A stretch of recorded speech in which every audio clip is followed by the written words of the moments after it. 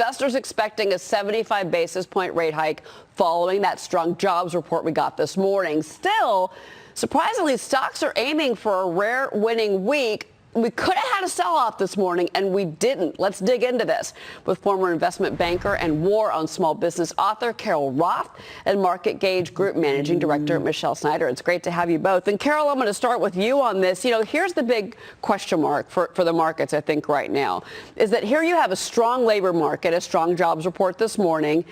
How do you have a recession and a strong labor market together? It doesn't quite add up, and that's the question here.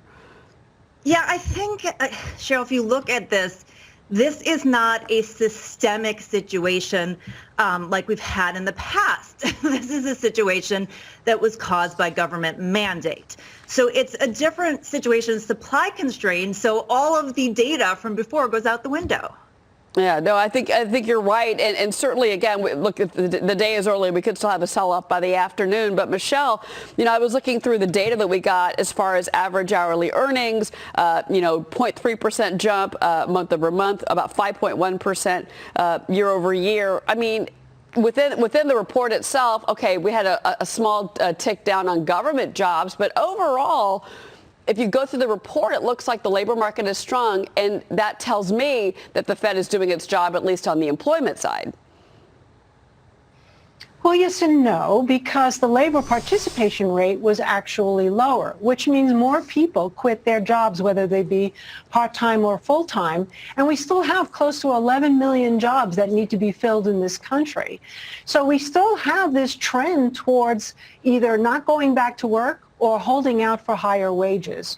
And that is still somewhat of a problem. I'm not necessarily saying it will lead to recession, but it's definitely not as roseate as the Fed would like to make it out to be. But the Fed has a history now of really focusing on the things they want to focus to support their monetary policy, which at this point seems very flimsy and somewhat winging it as conditions unravel. You know, and it's funny that you bring that up, and I'll take this to Carol, because when we got the minutes and also the decision, this last decision, I was surprised how Powell admitted they had made somewhat of a knee-jerk reaction to the inflation data that they were getting. Let's spin this forward to next Wednesday morning. We're going to get CPI next Wednesday. That is the big number, and that is going to be a market event. What are you expecting in that report, Carol?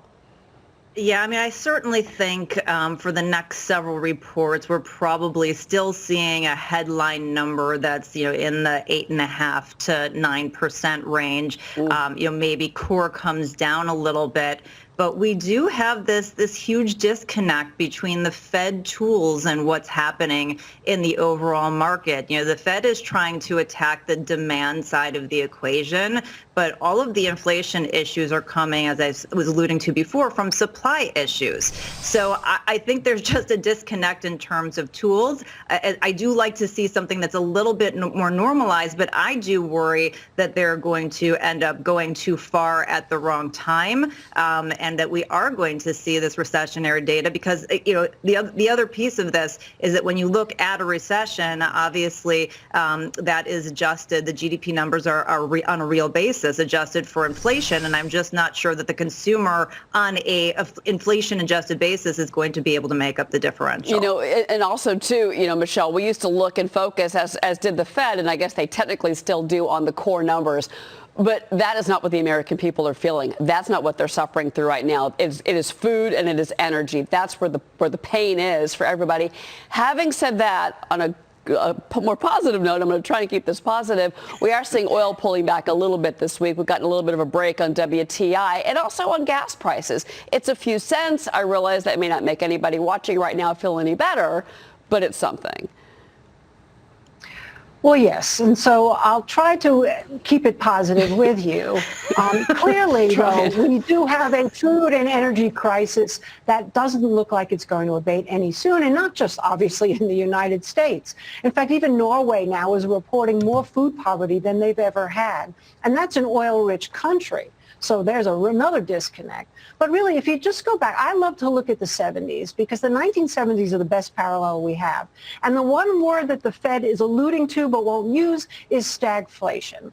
So essentially that's what's happening right here, is that the economy, Bullard said yesterday, isn't growing, but that doesn't mean it's shrinking. If that doesn't define the word stagnation, I don't know what does. And raising rates will definitely impact demand destruction. Could it lead to recession? Possibly.